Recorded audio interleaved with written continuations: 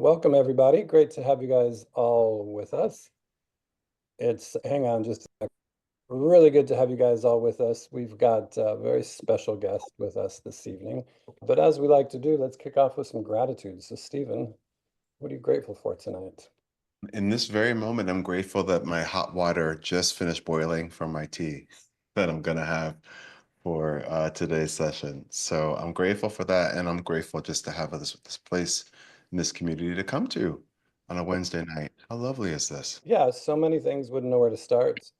Grateful for this lady here who can't log in. I don't know where you are. You have to go to the Mighty Network. Hi, Sulio. Hello, Say hello. hi. Say hi to Hi, everybody. Sulia's on everybody. camera. You can tell we're just working through all sorts of tech issues. So just put that number in, 847.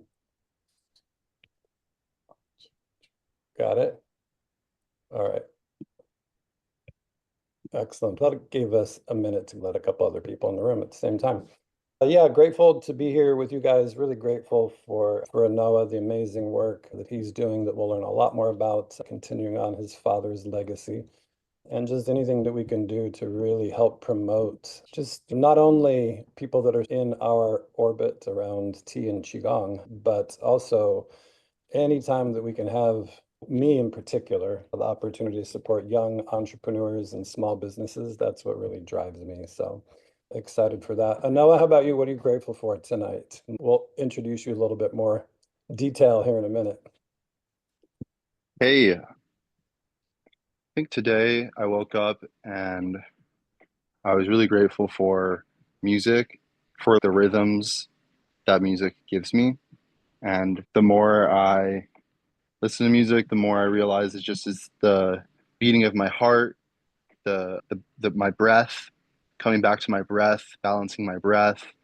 Yeah, it's catching those little offbeat moments in my life and just looking at them with no judgment, but just a smile and just seeing them as little offbeats, but reminding me of all the beautiful rhythms and harmonies that continue to bless me every day in life.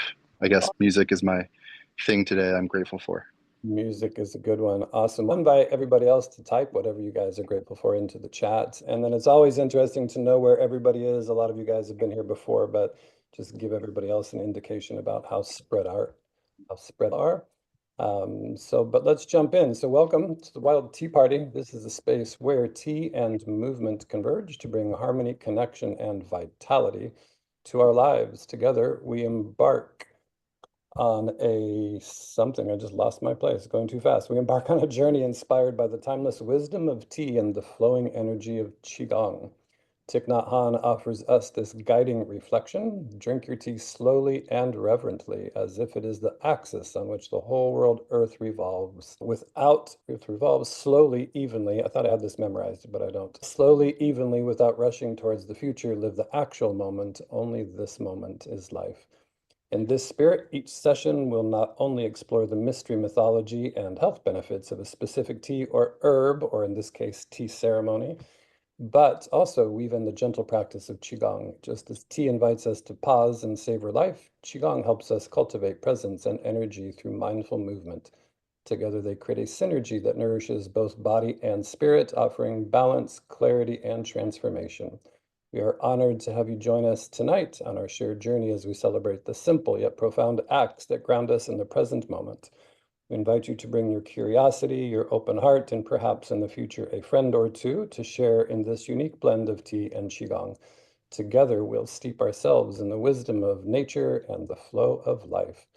So with that, I'll turn it over to you, Stephen, to lead us in some Qigong before we get a chance to get to know Noah and learn a little bit more about his world. Fantastic. Thank you for that. Hey, everybody. So happy to be here with you all again. When I was thinking about what to do tonight in this class, I was thinking about Anoa and the fact that you're heading this company that your father created and just legacy and lineage. And it made me automatically think about the kidneys. And I just want to read something to you before we begin. The kidneys are often referred to as the root of life or the root of pre-heaven chi. This is because they store essence, which is the pre-heaven form, is derived from the parents and established at conception. The essence determines our basic constitution, hence the description of the kidneys as the root of life. Because they store the essence, the first function of the kidneys is to govern birth, growth, reproduction, and development. Amongst other functions, they also produce marrow, fill up the brain and control the bones, houses the willpower and controls the gates of life, minister fire. The kidneys are also the foundation for all the yin and yang energies in the body. And also, lastly, the kidneys are associated with the water element, and water nourishes wood, and we're entering into spring. And so it's always a good thing to nourish the kidneys because it's going to carry us into this next season of growth and transformation and such. So let us begin our physical practice. So feel free to stand if you can, or if you want to stay seated. A lot of this can be done seated as well. So let us start by just having the legs about hip width apart. The knees are soft. The hands rest on the thighs. And let's just do the wave. So we're going to shift the hips back and bend forward with the chest open. Once the spine is parallel to the floor, you relax the head and you slowly roll up through your spine, stacking your lower back on top of your pelvis, then your middle back, your upper back, and then your head. Standing tall, shift the hips back and bend forward. And drop the head as you roll up, inhaling, moving through your spine. Exhaling as you shift your hips back and bend forward. And rolling up. Good. Let me give you another point of view. We shift the hips slightly back and bend forward. Take your time and coordinate the movement with your breath.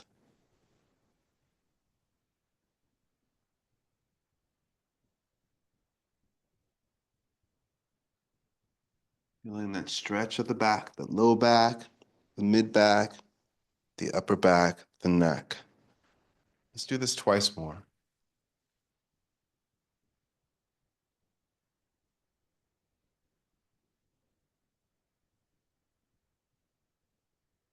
And one more time.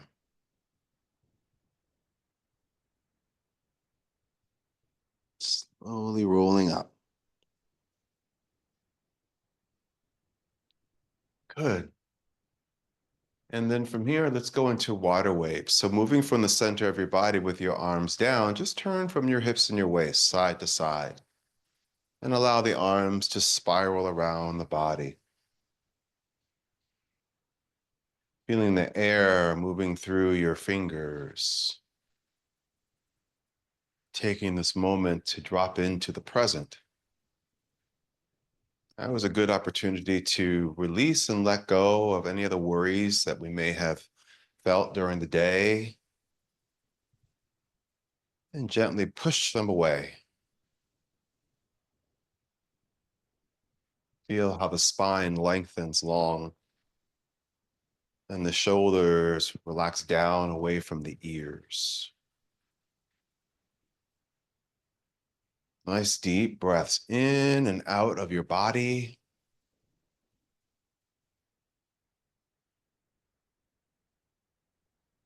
Really feel the bones of your body.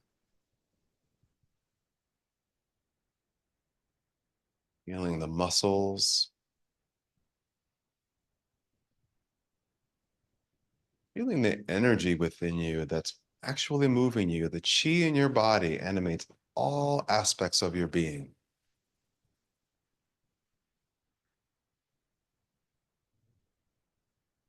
And now tune into the energy around you, the air that you breathe, and the air that's caressing your skin and moving through your fingers. And begin to slow the movement down. Slow it down until we come to a point of stillness.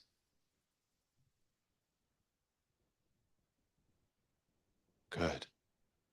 Okay, let's open the legs and feet wider than your shoulders. Let's bend the knees and place the hands on the legs. And let's shift the weight to the side and roll through the spine for moving like a river. So we shift the weight and we move through the spine, the head is last. Shift the weight, move through the spine, the head is last. Inhale as you go to one side.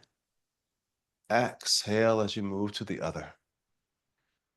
Now you can be upright if you'd like, or you can bend slightly forward on an angle. Opening up the hips, the spine, the ribs.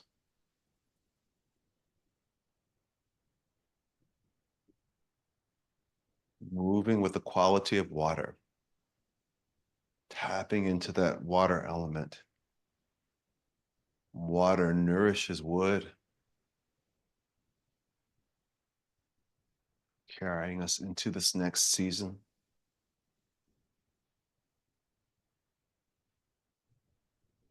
Take your time.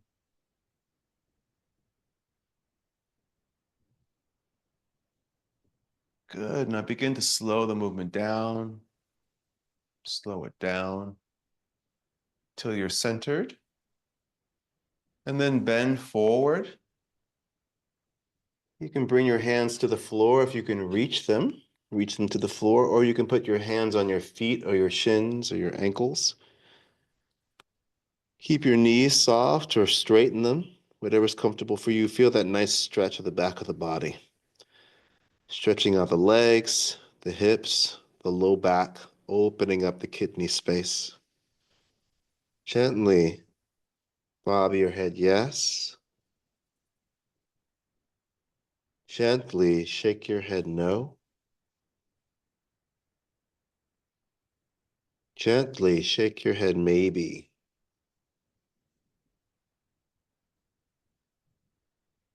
Soften your knees. Grab one wrist with one hand. Slowly roll up through your spine. Lift your arms above the head. Gently press the hips forward. Open the front of your body. Take a deep breath. And as you exhale, open the arms out and down. Good. Let's bring the legs and feet in so they're hip width apart. And let's do a little shaking and using the healing sound for the kidneys, which is CHWOO. So we're going to shake out the hands, shake out the arms, gently pulse into your knees and feet. Take a deep breath in through the nose. Exhale out with a healing sound.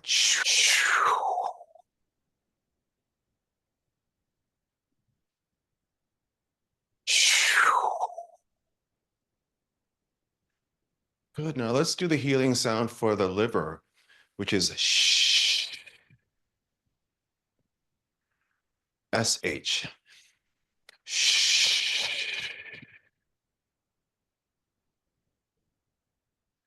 Take 3 more breaths together.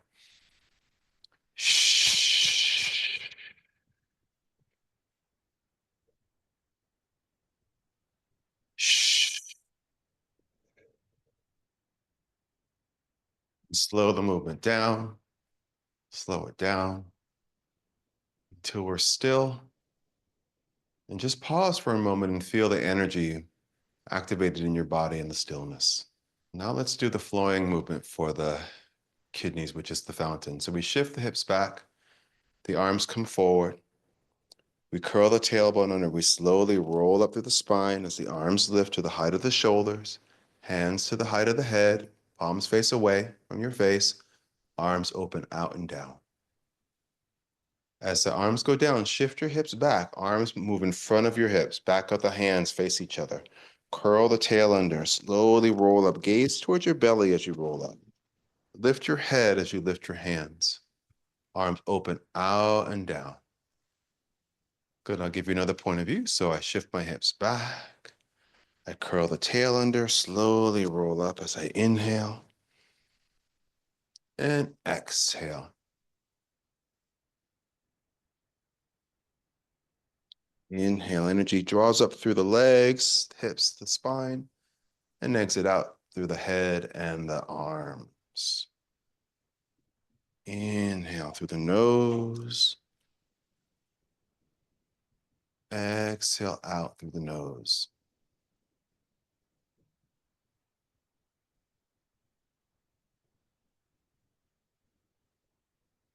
Let's do twice more.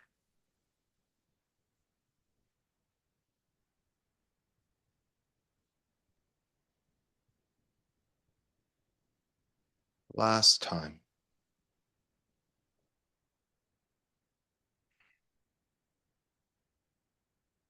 Arms down by the sides of the body. Let's bring the legs and feet close together and just place the hands on your lower belly. Soften your knees and you can close your eyes and just take 3 deep breaths into your belly. So inhale through the nose, feel the belly expand. And exhale out through the nose and feel your belly soften. Ending the practice by drawing the energy back to the center of the body, to the place where life began. Take another breath with me. And exhale. Relax the arms. Separate the legs. Make a fist with one hand. Open palm with the other. Gently bow. Thank you for sharing your practice with me today. All right, back to you, Todd. Thank you, Stephen. Wonderful as always. Always appreciate your instruction, but your voice, you have such a good voice for that. I look forward to the audio version of your books in the future.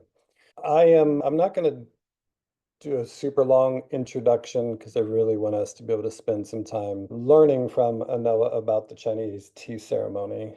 But I did think that a couple of points of interest is that everybody here, I think most everybody here, has either been through Lee's teacher training program or is at least knows who Lee Holden is. And Lee always talks about pu'er tea and always recommends as a source for that pu'er tea Hidden Peak Tea House.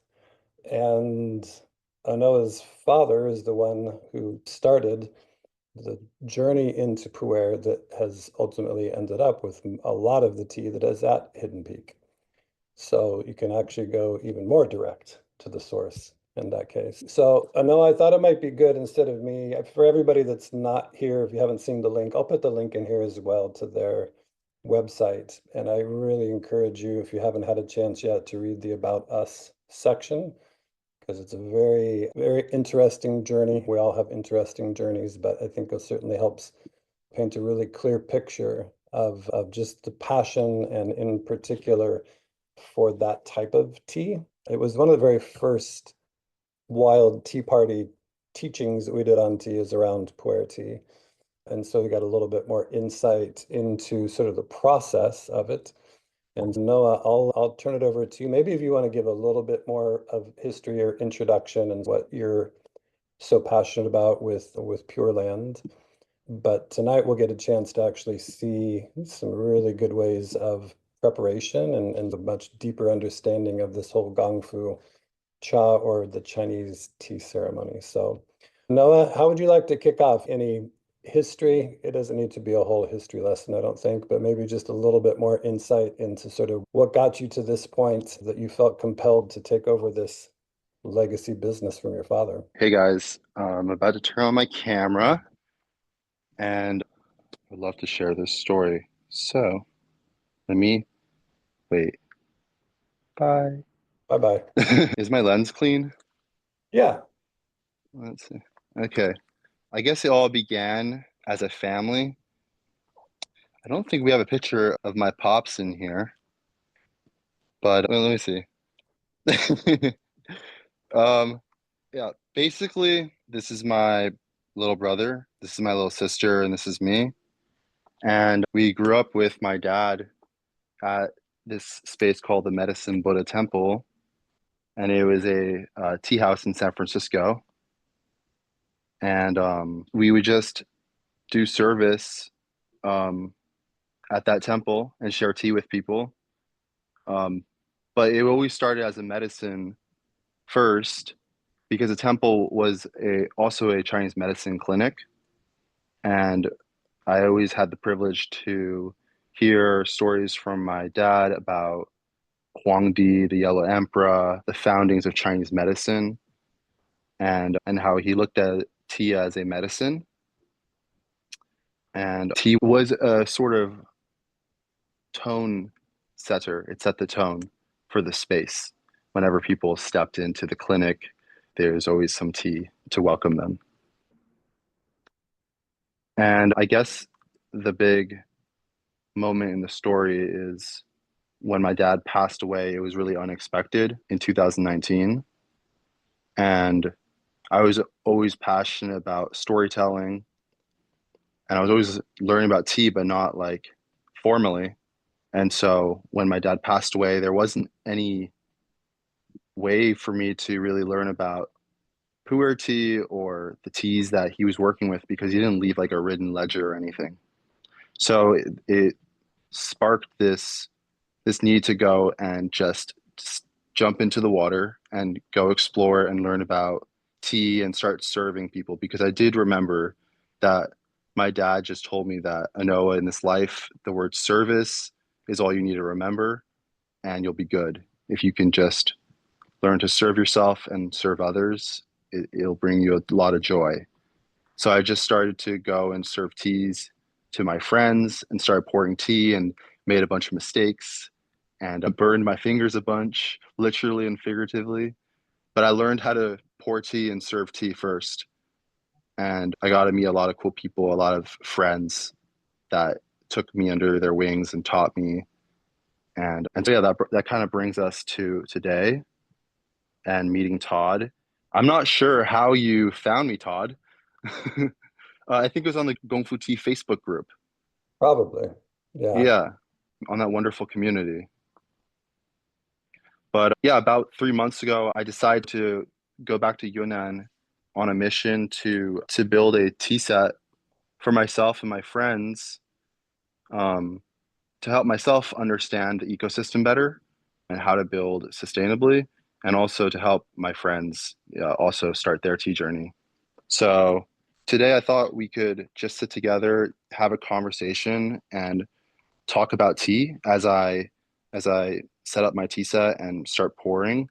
And feel free to chime in. And this is just a great opportunity for us to all have a conversation together. And it doesn't necessarily have to be literally about tea. It could be tea adjacent. So yeah, let's begin. I'm gonna just start opening up the Pure Land tea set. This is a Pure Land tea set. This was what I went to China to go build. And it's a Gongfu tea set that all fits into one thing. And I'm always reminded with tea, at least Gong Fu tea, about the word practice.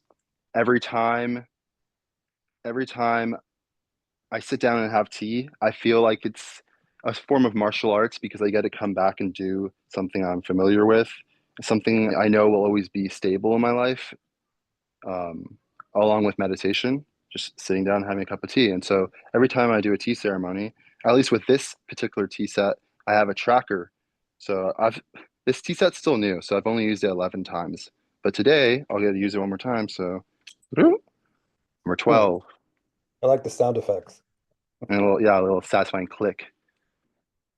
I'll just pull this out. So and the little symbol on there was created by my dad. Like circles back to obviously it's a tea leaf, but it also each leaf resembles one of us, his three kids. And yeah, I think it's taught me something that when I become a dad, what's more important than your children? Like that love is endless and it's a really beautiful thing. And only after my dad passed away was I like aware of the infinite love and unconditional love that he had for me. It's like I got to learn about a new aspect of that love through grief, just a different form of love. So this is a Pure on tea set. I'm just going to pull out some of the things.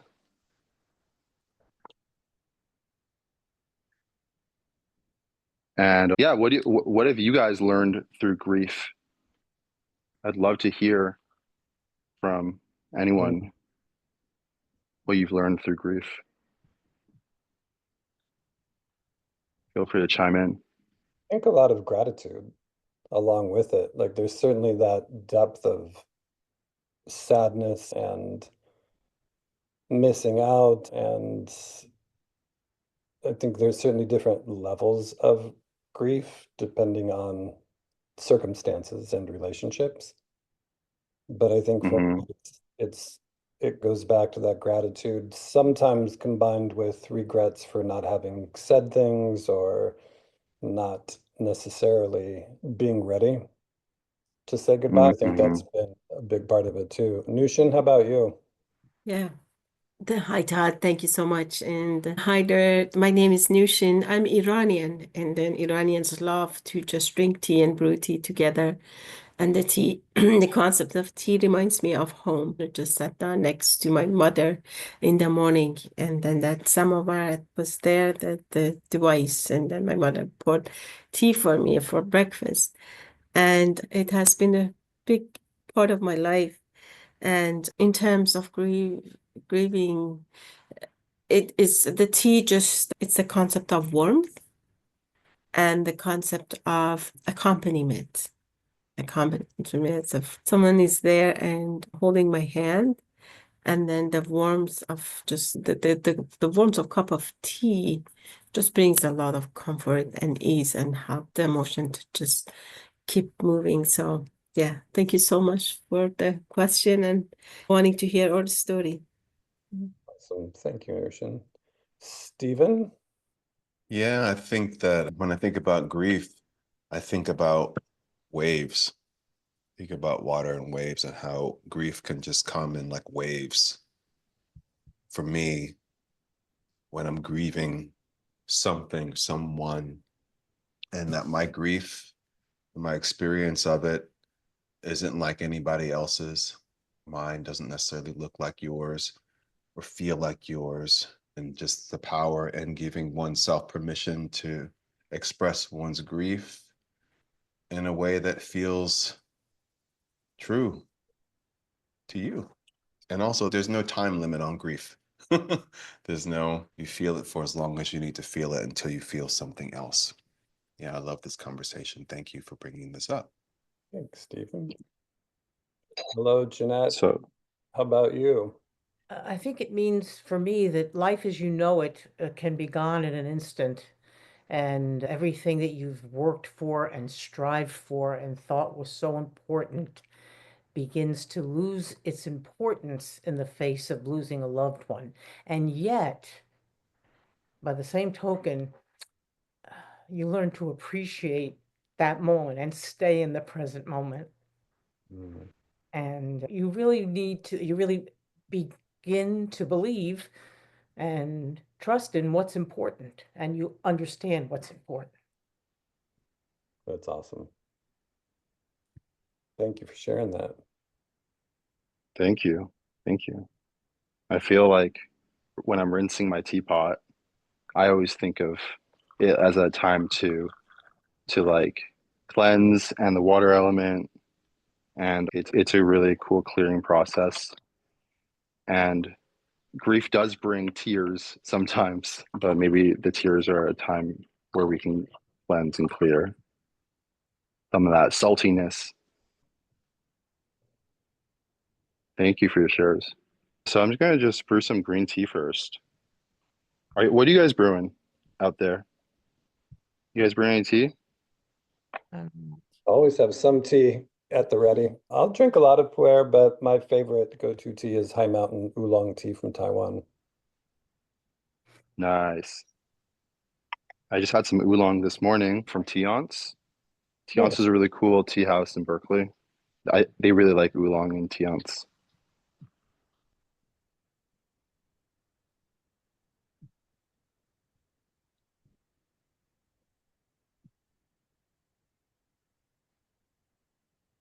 Ooh, nice and close.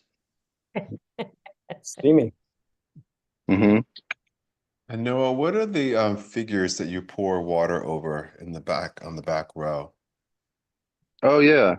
So those are called teapots, and our set, well, it includes this little whale one. So this guy actually shoots water from this little hole here, like a real whale would. And I just think he's so cute, and I don't know, he tickled my heart. Although a lot of people do favor the elephant, but we're not including the elephant this round, maybe next batch. But the elephant's super cute, and right now, for some reason, he isn't shooting water from his nose. Um, this elephant is a native animal in Yunnan. Yeah, they're smaller out there in Yunnan, but I think he's adorable. And then you have the classic pee boy, which actually came before the thermometer. Supposedly, this is in scriptures, but he soaks water up and pees. Actually, pee boy is a classic. And then we got the little piggy. I always think the piggy is like abundant. It's symbol for abundance. So happy, like Big Hmm. Buddha. And then last, I actually really appreciate this one. This one is my great auntie's boyfriend. Drew this, and just like a really interesting yang energy, sun energy, really beautiful. But it's also like feminine. So I don't know. I have little things that I keep in my tea set. But yeah, tea toys, cha chong in Chinese. I'm so glad I asked. Yeah, I usually rinse, pour out my first wash for my tea, and I do that because, of course, a lot of folks do that in Gong Fu Cha culture, but I also do it to like wash away some of that caffeine. Especially if it's in the evening, I'll let it sit a little longer. I let this sit for a while unintentionally, but I'm happy I did because it's getting a little late, so I don't want a bunch of caffeine in my tea, so I just let the first wash go. And this tea is really strong or potent. It still has like flavor and aroma even after a rinse. You're not losing out on anything. Mm. What's funny is smell. It's one of those things, especially with tea. It's hard to reference some of the smells, especially with pu'er.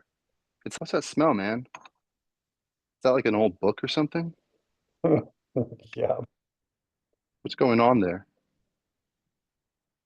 And I think that catches people off guard. And I think that might be like one of the allures, at least for like the senses, especially in this age where we don't have as much fermented foods because we Mhm. have like refrigerators. So we don't need fermented foods as much as we used to. And I had such an interesting conversation about this over tea when I was up in the tea mountains because since they don't have refrigerators, that's why they go towards like stinky tofu, fermented veggies, other fermented goods because it helps stores it. But it also gives them that awesome like quirky, complex flavor. And it's cool like how pu'er tea is such a play with it's like basically the only high end thing where they could say, yeah, we molded this and you should pay a lot of money for it. But of course, it's a skill, it's an art and a science. And but I haven't heard of like expensive kimchi. Or have you guys heard of expensive kimchi? Or I would love to know like really expensive stinky tofu or kimchi. I haven't. Chris, did you have a question or a thought? Yes, I was just thinking, Anoa, you mentioned to spill the first pot to rid some of the caffeine for evening. I was going to ask you what tea you would recommend for evening. Caffeine doesn't really bother me, but I know some people it does. By spilling that first pot, does it reduce it enough that it wouldn't affect you at night to sleep? Subjective for me. I don't know how it would work for other people's bodies, but for me, it seems to help. And And just the one pot, and I would assume you could do it just for anything that had caffeine, then just rinse it first, and then I guess it would just reduce it then, you're saying. yeah, yeah, you're a lot of the chemicals come out in the water, and you're just dumping it basically, which could seem wasteful. But yeah, I don't see it. For me, it's just I want to make sure I feel good in my body, so that's why I do that for myself. And some pu'er tea, you definitely want to do your first rinse. But some people will pour the hot water in and then rinse it to keep the essence and the flavor. But if you prefer to have a lighter brew, you could just let it soak in there longer and just pour it all out. It depends. It's a lot of cultural stuff because the way I drink tea is so Chinese because my dad also just drank tea the way he grew up drinking tea in China. And where my dad is from in China, where my aunties are, it's in Yunnan where like tea is from. And so it's not as common as a weed, but it's as common as a redwood. So they grow out there in the mountains. And in China, it was tea is abundant.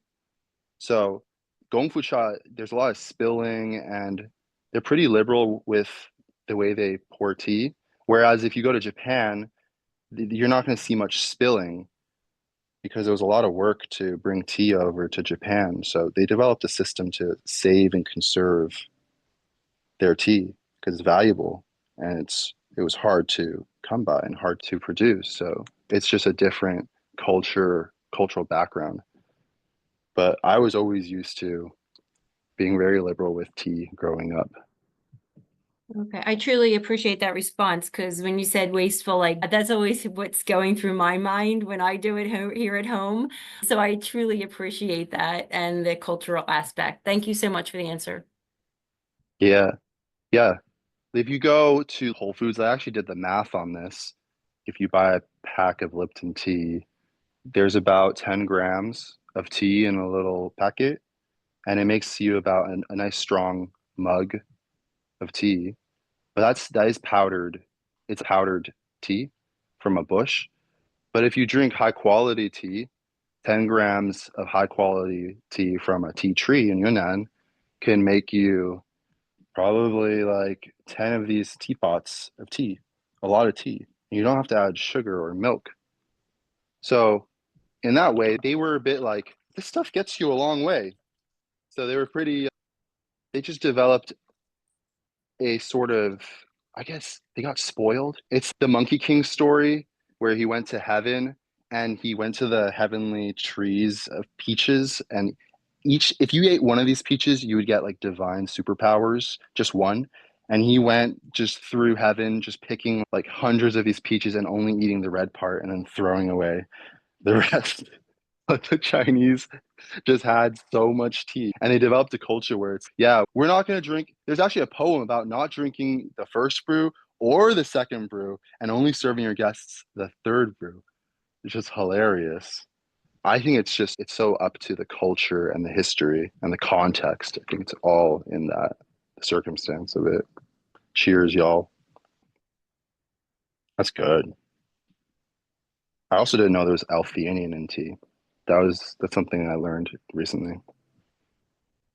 I don't think coffee has L-theanine in it. Does it? It does not. Mm. And Noah, somebody had a question about how you pour tea. Is there a reason to hold the teapot up high in order to pour? Oh, okay. So that's a great question. I have always seen, actually, my dad always saw it this way as well. I like this tea set and Gong Fu tea as an art form, the art of tea. And like artists will do all sorts of stuff in their art. And then afterwards, we can analyze it together and find all these meanings behind the art. But in the moment, there may have not been like an intentional meaning behind it. But then when you go and analyze it deeper, you're like, whoa, that's cool. And why did I pour it from high up? I'm sure there's a good answer for that question, but I'd have to analyze it. I can say a different response, which is when I'm pouring water high up, when I'm pouring into the teapot. If I'm pouring it low, I'm doing that because um, the potential energy of the water hitting the leaves is lower, right? Because of gravity. So it's hitting it softly, like a really short waterfall, not much energy. But if I'm pouring it from high up, like all the way up here, I'll do it really high sometimes. Then a lot more energy is hitting those tea leaves. And so it's shaking the tea leaves, it's moving them. If you were like a little bug in there, it'd be terrifying. And it helps just get the, I don't know, the energy of the tea. I don't know. tea leaves unfolding. So that's like a short answer for why I would pour it from high up into the teapot. If I'm pouring into the Gongdabe high up, it's just because it looks cool. Yeah, what I've heard is what you were saying is that if you're doing it like that and it's just the what they would call the liquor, right, or just the tea, it's already been infused. It's probably more for performance points and artistry, but when you're doing it into the teapot, it's more invigorating for the tea leaves, like you're saying, getting more chi, more energy into there. And then it's really helping to activate and wake up those leaves. So you can imagine if, like you were saying, if you were like literally right on top of the leaves, it's just super quiet and mellow. But the higher it is, the more that the gravity takes effect and the more it's going to help to just invigorate and then agitate that tea to get more of it extracted. Yeah, yeah, exactly. That's a perfect word is invigorate. And so one of the things we haven't talked about, saving this for another episode, is Ising clay. Can you maybe talk a little bit about that teapot itself? Oh yeah. So I was actually gonna pull this guy out. So this little Yixing teapot is one that my dad used for since let's see. Medicine Buddha started around 2008, so he got this in 2008. And oh, there's some pu'er tea in here. But actually, if you look on the walls of this teapot, it's like black, and it's not dirt or anything dirty. It's actually just like the resin of the tea, of all the tea that he used in this teapot all these years. And I have a few of these teapots from my dad that he used, like they were his go-tos, his faves, that we would all drink tea together with. And they're made of Yixing. And Yixing's just actually the name of a city. It used to be a town, a lot smaller, but now it's pretty big. And it's where these teapots are made. And the type of clay they use is called zisha. And people get really aggro, like really aggro about these teapots online. Like there's some really spicy arguments going on right now. So be careful when you mention this teapot online. I'm talking to myself right now. Yeah. But basically, what separates this from like a Gaiwan or your average Joe teapot is that there's microporous pores in the clay. And over time, the tea and the aroma and the oils of the tea get absorbed into the clay. And so each time you have tea and do a session, it starts to capture some of that essence and flavor of your last tea. So some people prefer to just use one type of tea with one type of teapot. Like this teapot only for pu'er tea, only right pu'er tea. Some people don't do that. I think either way is fine. It's just what you prefer. And you could have a rainbow teapot where it's a bunch of different flavors, but it will affect the flavor of your next brew slightly. So that's niching. I think they're adorable and it's a cool color. It's a classic color. Yeah. Awesome. I went to with Sulia, we went to the Yixing teaware. I don't know what the whole name is in Chinese, but basically the Yixing Teaware Museum. And they have this amazing model that they have built. And maybe we'll talk about in the next couple of weeks and we'll share some more videos of it.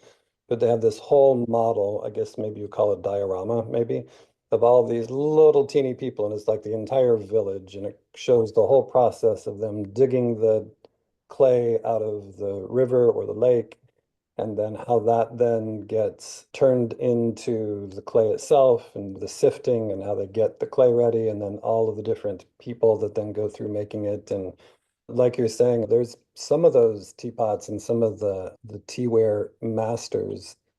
Some of those things will sell for thousands of dollars because they all have the stamp on the bottom that's very unique to the artist and just the painter has his following and people that like to collect their art. There's people that collect very specific ones from very specific teaware masters. And there's definitely an art to be able to get them to be that uniform, that shape, and then make sure that the lid fits just right and the way that the water pours out. So there's an entire art to the spout, how long the spout is, the angle that it's at, so to make sure that everything pours uniformly. So that's awesome. I like both those. That's beautiful. That one that your dad had, that patina on the inside, is crazy. Yeah, it's wild. It's wild. It shows character like a real vintage analog thing, huh? Yeah, absolutely. Absolutely. Well, that's one of the things we've talked about a lot in these wild tea parties is that a big part of the our mission is trying to bring back these more very tactile, cause you to be fully present in this moment times. And tea is such a great way to do that, especially with how fast AI is growing and all of the augmented and virtual realities to be able to have this and then have it be this multi-sensory experience that you're using your eyes and you're hearing the sounds of it and like you said the smell and the taste, so you get to use all of your senses in these moments. Yeah, it is a practice of senses, and it's an art, it's a meditation, um, but it's a fun art and it's a fun meditation, and it activates one of those senses that I think we rarely get to play with, which is our taste buds and our smell. And it's a cool thing to practice the palate work of it. Yeah. I got a question that asks, how long does it take Yep. to brew this tea? Actually, I want to ask you guys first, how long does it take to brew tea for you guys? How much time do you spend on average on a tea session? You're asking about how long to let it steep or how long the whole your own personal tea party would last? How long does it take to brew this tea? Oh, they want to know how specifically. Okay, green tea in particular? Is that the Yeah, question about green tea? the one that you've got in there now. Yeah. I was mostly thinking about the pu'er tea. I think the one that you're doing is pu'er, right? No, I'm brewing green tea, but let's pivot over and let's get some pu'er tea started. Tea, wow, that's a good question. I think I've brewed the same pu'er for maybe an hour or 2 hours. Whenever I had tea with my dad, my brother, and my little sister, we always would drink the tea back to water. So it started as tea and water, and then we would drink it down until nothing was left but like water. Like we really drank that tea. We tasted the whole rainbow spectrum of it. So that could take an hour. Now, if you're drinking tea, I think there's a difference between drinking tea and tasting tea. So that's actually a better way to answer the question. If you're drinking tea, you could drink it. You can drink a cup of tea in less than 2 minutes. But if you're tasting tea, then you have to take some time, and that could take a good hour or a good 2 hours to really taste a tea.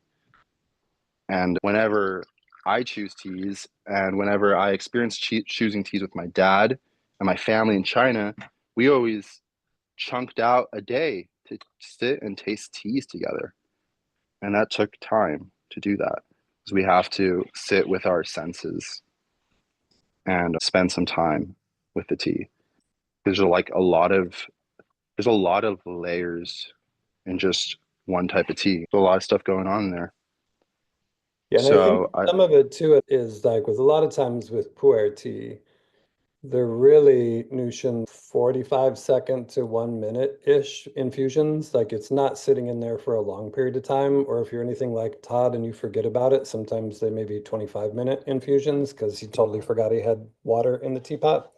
But a lot of times, one of the things that's different between sort of this version of sort of the Chinese tea ceremony is you usually have a lot more tea with literally the quantity of tea that you're putting into the teapot and shorter infusion times.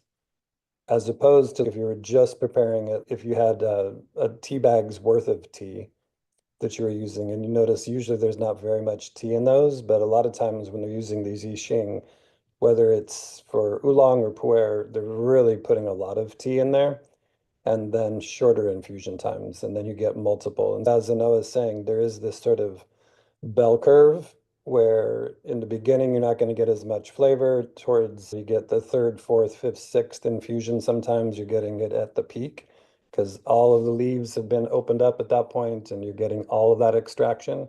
And then, as he was saying, then it starts to taper off till you get to the end, and then you just end up with water again because you extracted everything that you could out of those leaves. Yes, literally. Yeah. It's because we have this, and that's why we have these little teapots, is so we have more control over the tea and it's not just sitting in a mug. Yeah, exactly.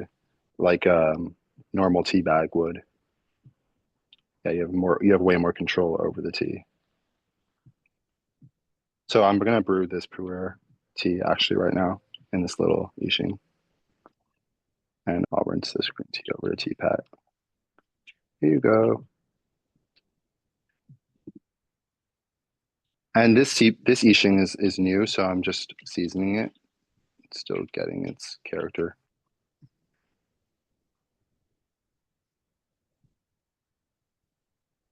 Yeah, I've actually, anytime that I've had a brand new Yixing teapot, you said the word seasoning, I'll literally put it in a pot on the stove with a bunch of water and a bunch of tea. And And just boil it. yeah, exactly. And then just leave that in there for a long period of time just to let it absorb. And I usually try to I'm more on the side of what you said earlier about trying to use one, especially Yixing, because it is so absorbent, where if it's like a porcelain gaiwan or a glass tea mug like the ones that we have, those are designed to intentionally repel all of that so they don't maintain any of those flavors. So you can use glass or the porcelain for any type of tea anytime. But Yeah. because the clay itself is so absorbent, and I've never seen this, your dad's might be as close as I've ever seen, but I've been told that you could actually, at some point, just pour hot water into a very seasoned over years teapot and then get the tea out of it without having to add tea to it. Just with the tea resin alone on the Yeah, side. That's exactly. wild. Yeah, Exactly. that's wild. Chris? Yeah, I noticed Deb's thing in the message about steeping medicinal teas to steep it longer. And I do know that as well. When I've had medicinal tea, you let it boil and boil. I think sometimes I did it for an hour. So I know we're doing a tea ceremony. Are the leaves like different in the teas that we're using for our tea ceremonies as opposed to the leaves for medicinal type things? And Deb, feel free to jump in, but a lot of times, if it's medicinal, if you ever go to the Chinese pharmacist, and you go to the back and you see the doctor and you stick out your tongue and he's looking at all your stuff and your eyes and he'll write down a whole whatever scratches it looks like to me, but some people can read it. Then you take that up to the pharmacist, and then what he's giving you usually is a lot of roots and a lot of different things that needs to have very hot water and steep for a long time to extract all of the medicinal qualities out of there, as opposed to a lot of times with the tea leaves themselves, where is a little different because it's so compressed in some of those cakes that it takes time to get those out of there. But if you did that for, let's say, like a green tea, like a Japanese green tea, if you let it steep for too long, it's actually going to taste really bad. Like it'll just get too much. So water temperature can be a big part of it. But usually with a lot of medicinal teas that have a lot of roots, you need hotter water for a longer period of time. Deb? Yeah, no, you're correct. Anything that's a root or a bark, you're going to use hotter water and you may bring that water to a boil with your bark or your root in it, but then you're going to turn it off and it's going to steep and decoct for quite a while. And some of them that you're using for medicinals that are plant-based, you're not going to bring them to a boil. You're going to pour your water over and just let it sit and steep, but you let them steep for 15 to 20 minutes. That way, all of the components can be released and you're going to have a much more suitable for medicinal purposes. In other words, like you could make a cup of chamomile tea and you're only going to let it steep for 3 to 5 minutes. If you want it for a medicinal purpose, you're going to let it steep a lot longer. And so that's the difference. And I know I wrote tea, but typically if you're talking about herbal, it's called a tisane. It's not really tea, it's a tisane. And as far as what Todd was saying, yeah, you go get your prescription of herbs all put together, and then they would come with very specific instructions for each one. But there are different, like Todd gave us a great list there of the caffeine being released, and it's the same way with steep times. If you're doing a white tea, you're not going to let it steep nearly, or you're going to steep it longer at a lower temperature versus like the pu'er, you're going to use a higher temperature and a shorter steep time. So, yeah, unless you just really a stout cup of tea, that's gonna rock you. Well, that's usually what happens to me. I just forget about it. And I was like, I already brewed it, got to drink it anyway. And I figure I'm just getting the extra benefits. But I'll just also say this. And I've been to a couple of these Chinese medicine doctors, and this was my pile of prescriptions there. And I can just tell you it tastes horrible. But it's supposed to be good for you. But you put it in a big pot and it steams or you boil it for a very long time to extract all of that out. And I don't think I've ever gone back to the Chinese doctor, the Chinese herbal pharmacist since then, but it's not even an acquired taste. I don't even know that you would ever like it, but it was effective. I will say that. I laughed Yeah. when Anoah was describing pu'er, the way the taste. And I remember after listening to Lee and all of his grandeur about his pu'er and everything, and the first time I made it, I didn't realize that you shouldn't steep it very long.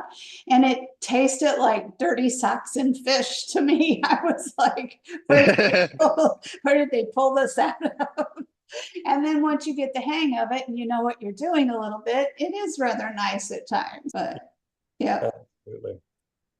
Yeah, I feel like anything that is like unproportional will often put humans off. Like with music, if you have a certain bandwidth, and if you're filling every section of that bandwidth with energy, it just sounds like noise to a human. But if we like lower some of the frequencies and just let a little bit of the high, a little bit of the mid, and some of the low, people are like, this is music, and they love it. And I feel with puberty, it can have a really like punchy bandwidth, and it can overwhelm people's senses if it's really strong. Some people love that though. Some people's tongues or their flavor profile or match is really strong. But for me, I do like to have like more medium strength brews and to taste the tea little by little throughout a longer session because pu'er is just full of so much complexity. So It yeah. reminds me, when you said that earlier too, Deb reminded me that you reminded me when you brought that up about the smell of old books from a library or whatever, that when I was at Zingerman's, actually before I worked at Rishi Tea, and we would taste all kinds of stuff. And so we were always testing different cheeses and vinegars and across the board, everything. And one of the guys there had the most vivid descriptions all the time about what he was tasting because it's all very subjective. And there's a lot of people and I'll actually put these in here. Somebody posted, I think, in the Gong Fu Facebook page, these tasting wheels. So there's different ways that you can look at these things and identify them. But one time we were tasting tasting cheeses, these called washed rind cheeses, wash them to get them. And this guy said at one point that it reminded him of the dirty socks that he found in his gym locker. So very, very vivid, right? So you could actually appreciate, but we didn't go with that cheese in the end, as you might imagine. But good stuff. cheese ch- Cheese is another one. Like I will never understand people's preference for stinky cheese, but my grandmother loves stinky cheese. Yeah, So every culture enjoys the funk, the yeah, funk. I like the ab- funk. absolutely. Nushin, that's a great question. I know she asked how long you can keep and store pu'er tea for. I know you guys have some pretty old pu'er teas. If you store it in the right conditions, you can store it for a very long period of time. But if you leave it out in the sun, maybe not so much. But if you take care of them, the puertes in particular are designed to age. So they're designed to be able to hold. And so that's why a lot of times, especially with puerty, some of the other ones are really more designed to be drunk, whatever the word is, as quickly as possible. So the fresher they are, you get these fresh teas every season. Or some of those, that's why a lot of the puertes actually have vintages on them. So it'll tell you what year that it came from, and not that it necessarily makes it better or worse, because it depends on the conditions it was stored in. But yeah, those bricks right there, how old are those? So this one's from 2000. This one is from 2003. And then Big Stone Mountain is from 2013. They actually just started to press it into cakes like this for like the practicality of not having to have big duffel bags filled with loose leaf when they were bringing it on horse to Tibet. And then they also found out that it oxidized when they started to ship it out to other countries. So it's such a accident. That's awesome. That's awesome. This has been fantastic. Anoa, thank you so much for being here and being with us and sharing. And I put the links to the story you're about us on the webpage, as well as the link to the tea set itself into the chat. I'll put those into the Mighty community. And we'd love to have you back as often as you'd like to come back and have a tea party with us. And there's just always so much to learn. And I love just it's in the name of the company, right? Qigong. So it's the celebration of tea and Qigong. And Stephen, thank you so much for leading and always for your gentle instruction and very clear. And Noah, thank you so much for being with us. It's a real pleasure. And we're here to support you as much as we possibly can. Thank you so much. Cheers, guys. Have a good night. Cheers. Thank you. You Awesome. too. What a beautiful night. Awesome. Stephen, any final words before we say goodbye? No, no, just what a beautiful night. It's so fascinating. It's so fun. Thank you so much. Stuff. Excellent. I appreciate all of you guys for being here, sending lots of love and chi from Chattanooga. And we'll see you next Wednesday at the same exact time. Or if you want to join Stephen and I on Saturday for Chi Covery, we'd love to have you there as well. 10:30 Eastern time, 7:30. Very early. Thank you again, Stephen, for getting up early. 7:30 a.m. Pacific time. Pacific time. Yes. Awesome. Thank you, everybody. Have a great night. We'll see you. Bye. Ciao. Ciao. Bye. Thanks, everybody. So much. Thank you. Good to see everyone. Bye. Bye, guys.